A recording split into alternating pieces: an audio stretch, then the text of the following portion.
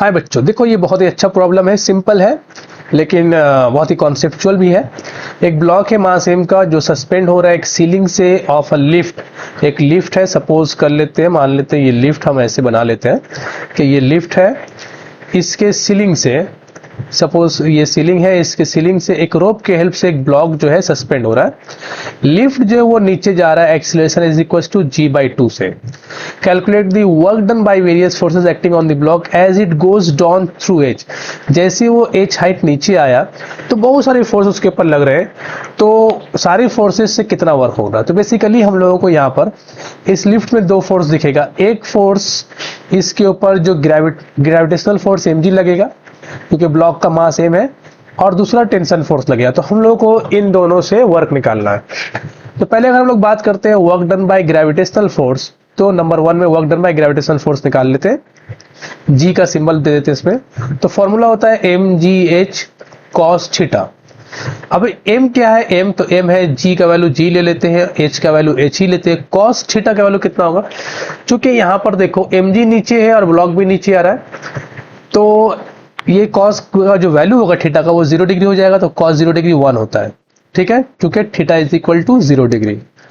तो हम लोग को आंसर जो मिलेगा वो mgh मिलेगा, कोई प्रॉब्लम नहीं यहाँ पर, ठीक है। अब बात करते हैं वर्क डन बाय नंबर 2 में work done by tension force. अगर टेंशन फोर्स को देखते हैं तो हम लोगों को पहले ये पता करना पड़ेगा टेंशन फोर्स है कितना। तो उसको हम लोगों को पहले टेंशन फोर्स पता कर लेते हैं, उसके बाद वर्क डन निकालेंगे। तो यहाँ पर देखो फ्री बॉडी डायग्राम का अगर हम लोग कॉन्सेप्ट यूज करते हैं तो हम लोग लिख सकते हैं mg minus T is equal to M A, और mg माइनस टी ए का वैल्यू g/2 है तो mg/2 हो गया।